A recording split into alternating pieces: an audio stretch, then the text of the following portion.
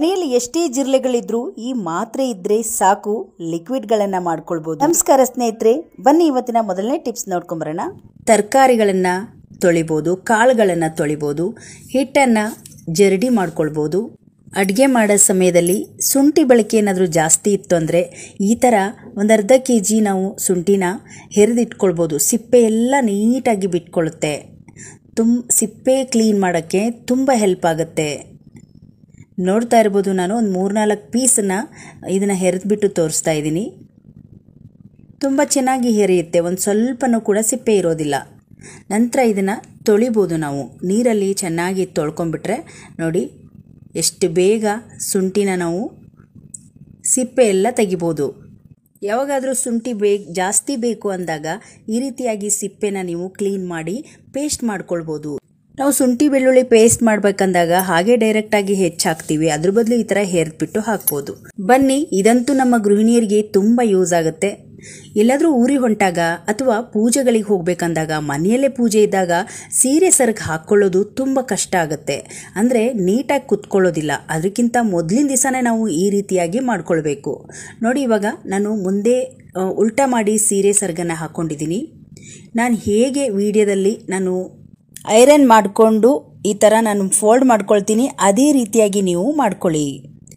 ನೋಡಿ, ಫಸ್ಟು ಸ್ವಲ್ಪ ಮಡ್ಚ್ಕೊಂಡು ಆಮೇಲೆ ಫುಲ್ ಹಾಕ್ಕೊಂಡು ಈ ಥರ ನೆರಿಗೆ ಆಗಿ ನಾವು ಫೋಲ್ಡ್ ಮಾಡ್ಕೋಬೇಕು. ಫಸ್ಟ್ ರೌಂಡಲ್ಲಿ ಈ ರೀತಿಯಾಗಿ ನೀವು ಐರನ್ ಮಾಡ್ಕೊಂಬಿಡಿ. ನೋಡಿ, ಈ ರೀತಿಯಾಗಿ ಐರನ್ ಮಾಡ್ಕೊಂಡಾದ್ಮೇಲೆ ಇದನ್ನು ತೆಗೆದುಬಿಡಿ. ಈಗ ನೆರಿಯಾಗಿ ಕುತ್ಕೊಂಡಿದೆ.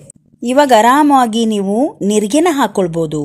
ನೋಡಿ, ಈ ರೀತಿ ನಾವು ಹೇಗೆ ನೀರಿಗೆನ ಹಾಕ್ಕೊಳ್ತಾ ಇದ್ದೀವಿ ಅದೇ ರೀತಿಯಾಗಿ ಹಿಂದೆ ಭಾಗದಿಂದ ನಾವು ಮಾಡ್ಕೊಳ್ಬೇಕು.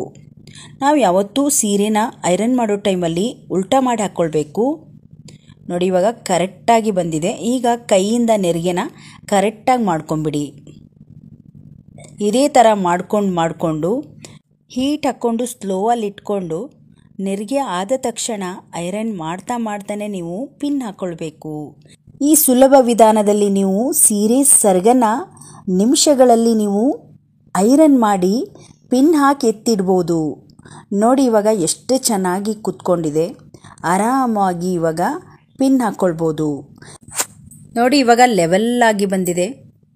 ಇವಾಗ ಇನ್ನೊಂದು ಸ್ವಲ್ಪ ನೀಟಾಗಿ ಈ ಥರ ಕೈಯಲ್ಲಿ ಒತ್ತಿ ಐರನ್ ಮಾಡಿಬಿಟ್ಟು ಈಗ ಪಿನ್ನನ್ನು ಹಾಕ್ಕೊಂಬಿಡಿ. ಒಂದು 3 ಪಿನ್ನನ್ನು ಹಾಕಿ ಎತ್ತಿಟ್ಕೊಳ್ಬಿಟ್ರೆ ಸೆರಗಂತೂ ಆ ಕಡೆ ಈ ಕಡೆ ಆಗೋದೇ ಇಲ್ಲ. ನೋಡಿ, ಇವಾಗ ಪಿನ್ನನ್ನು ಹಾಕ್ಕೊಳ್ತಾ ಇದ್ದೀನಿ. ಇವತ್ತಿನ ಟಿಪ್ಸಲ್ಲಿ ಸೆರಗಿಗೆ ಪಿನ್ ಹಾಕಿ ಐರನ್ ಮಾಡಿ ಇಡೋದನ್ನು ಶೇರ್ ಮಾಡಿದ್ದೀನಿ. ನೆಕ್ಸ್ಟ್ ವಿಡಿಯೋದಲ್ಲಿ ನೆರಿಗೆನ ಹೇಗೆ ಮಾಡ್ಕೊಳ್ಳೋದು, ಅದನ್ನು ಹೇಗೆ ಐರನ್ ಮಾಡ್ಕೊಂಡು ಕರೆಕ್ಟಾಗಿ ಕೂತ್ಕೊಳ್ಳುತ್ತೆ ಅನ್ನೋದನ್ನು ನೆಕ್ಸ್ಟ್ ವಿಡಿಯೋದಲ್ಲಿ ನಾನು ಶೇರ್ ಮಾಡ್ತೀನಿ. ನೋಡಿ, ಇವಾಗ 3 ಪಿನ್ ಹಾಕ್ಕೊಂಡಿದ್ದೀನಿ. ಎಷ್ಟು ನೀಟಾಗಿ ಕಾಣಿಸುತ್ತೆ. ನೀವು ಹೇಗೆ ಇಡಿ, ಹೇಗೆ ಮಡ್ಚಿಡಿ, ಏನೂ ಆಗೋದಿಲ್ಲ. ಆರಾಮಾಗಿ ನೀವು ಎಷ್ಟೇ ಬೇಗ ನೀವು ಬೆಳಗ್ಗೆ ಎದ್ದು ಸೀರೆ ಉಟ್ಕೊಳ್ಬೇಕಂದ್ರೂ ಒಂದು 5 ನಿಮಿಷ ಸಾಕು ನಿಮಗೆ ಸೀರೆ ಸೆರಗನ್ನು ಹಾಕೋಕ್ಕೆ. ಸೆರಗು ಹಾಕೋದೇ ಒಂದು ಕಷ್ಟ ಆಗುತ್ತೆ. ಈ ಸುಲಭ ವಿಧಾನವನ್ನು ಬಳಸಿ ಸೆರಗನ್ನು ರೆಡಿ ಮಾಡಿಡಿ. ನಂತರ ಇದನ್ನು ಸ್ವಲ್ಪ ತುದಿ ಬಿಚ್ಚಿದ್ದೀನಿ. ಎಷ್ಟು ನೀಟಾಗಿ ನೆರಿಗೆ ಕಾಣಿಸುತ್ತೆ ನೋಡಿ. ಬನ್ನಿ, ಇವಾಗ ನೆಕ್ಸ್ಟ್ ಟಿಪ್ಸನ್ನು ನೋಡ್ಕೊಂಬರೋಣ. ವೇಸ್ಟ್ ಆಗಿರುವ ಚಿಪ್ಪನ್ನು ತೊಗೊಂಡಿದ್ದೀನಿ. ಇದಕ್ಕೆ ಒಂದು ಅರ್ಧ ಚಮಚದಷ್ಟು ಬೇಕಿಂಗ್ ಸೋಡಾವನ್ನು ಹಾಕ್ಕೊಂಡಿದ್ದೀನಿ. ಒಂದು 1/4 ಚಮಚದಷ್ಟು ಸೋಪಿನ ಪುಡಿಯನ್ನು ಹಾಕ್ಕೊಂಡಿದ್ದೀನಿ. ಒಂದೇ 1 ಚಮಚದಷ್ಟು ವೆನಿಗರನ್ನು ಹಾಕ್ಕೊಂಡಿದ್ದೀನಿ. ಇದಕ್ಕೆ ಸ್ವಲ್ಪ ನೀರನ್ನು ಮಿಕ್ಸ್ ಮಾಡ್ಕೊಂಬಿಡಿ.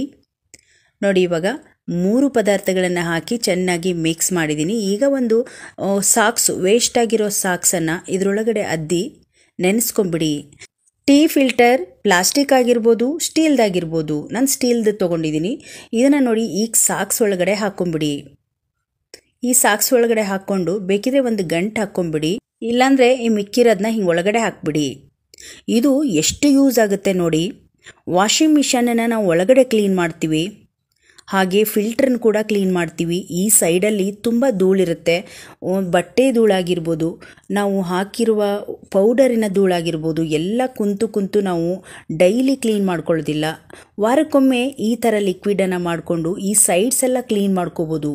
ನಾವು ಬೇಕಿಂಗ್ ಸೋಡಾವನ್ನು ಹಾಕಿದ್ದೀವಿ, ಸ್ವಲ್ಪ ಸೋಪಿನ ಪುಡಿ ಮತ್ತು ವೆನಿಗರ್ ಹಾಕಿರೋದ್ರಿಂದ ತುಂಬ ಚೆನ್ನಾಗಿ ಕ್ಲೀನ್ ಆಗುತ್ತೆ. ಏನೇ ಧೂಳಿದ್ರೂ ನೀಟಾಗಿ ಇದರಿಂದ ವಾಪಸ್ ಬರುತ್ತೆ. ಒಳಗಡೆ ನಾವು ಕೈ ಹಾಕಿ ಕ್ಲೀನ್ ಮಾಡೋಕ್ಕಾಗೋದಿಲ್ಲ. ಹಾಗಾಗಿ ಈ ಫಿಲ್ಟ್ರನ್ನ ಮುಂದೆ ಭಾಗನ ನೀಟಾಗಿ ಒಳಗಡೆ ಈ ಥರ ಹೀಗೆ ಒಳಗಡೆ ಪ್ರೆಸ್ ಮಾಡಿ ಒಳಗಡೆಯಿಂದ ಧೂಳನ್ನು ಎಳ್ಕೊಬೋದು. ವಾರಕ್ಕೊಮ್ಮೆ ಈ ಥರ ವಾಷಿಂಗ್ ಮಿಷನ್ ಸೈಡೆಲ್ಲ ನಾವು ಕ್ಲೀನ್ ಮಾಡ್ಕೊಳ್ಳೋದ್ರಿಂದ ತುಂಬ ಕ್ಲೀನಾಗಿರುತ್ತೆ.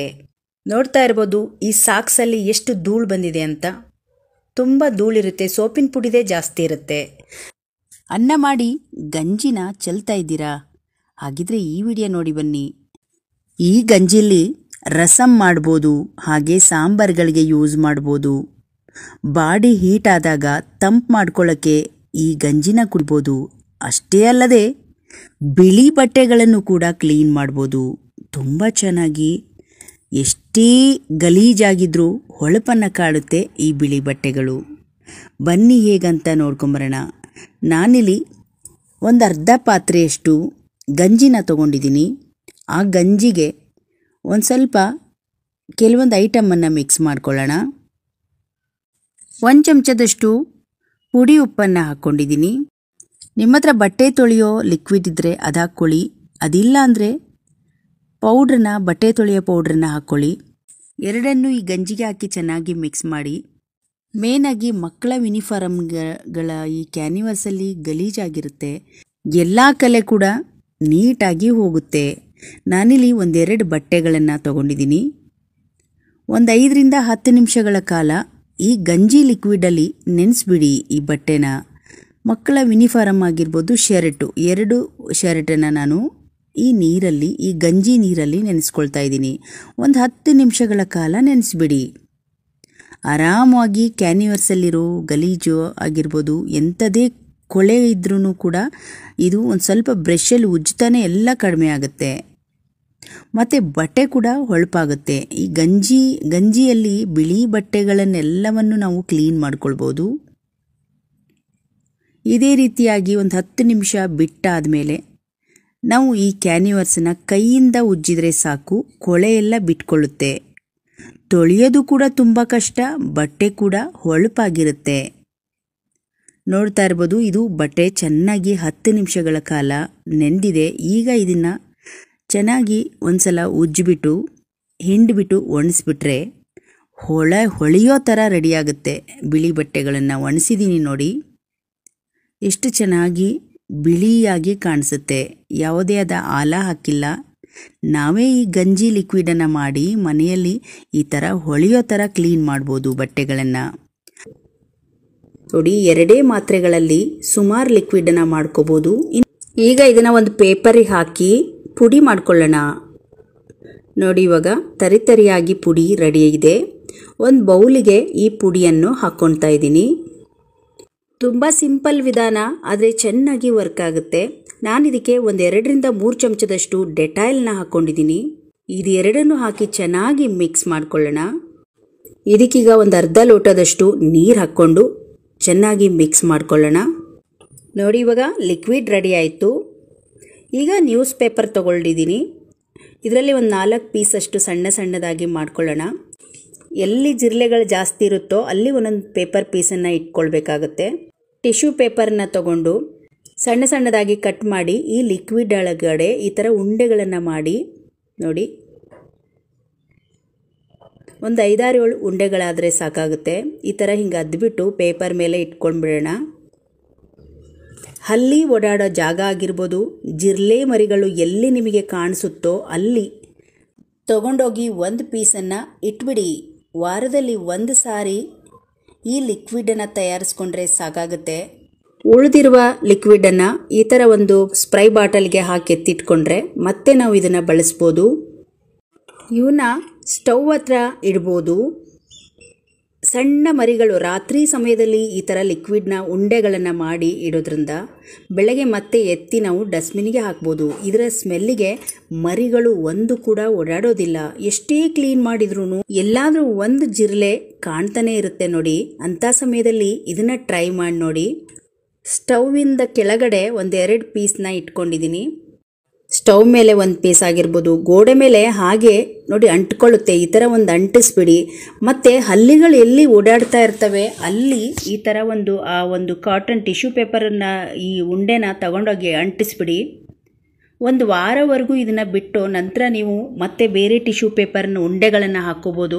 ನೋಡಿದ್ರಲ್ಲ ಸ್ನೇಹಿತರೆ, ಇವತ್ತಿನ ಈ ಎಲ್ಲ ಟಿಪ್ಸ್ಗಳು ನಿಮಗೆ ಇಷ್ಟ ಆಯಿತು ಅಂದ್ಕೊಂಡಿದ್ದೀನಿ. ಈ ಟಿಪ್ಸ್ಗಳು ನಿಮಗೆ ಇಷ್ಟ ಆದರೆ ಒಂದು ಲೈಕ್ ಮಾಡಿ.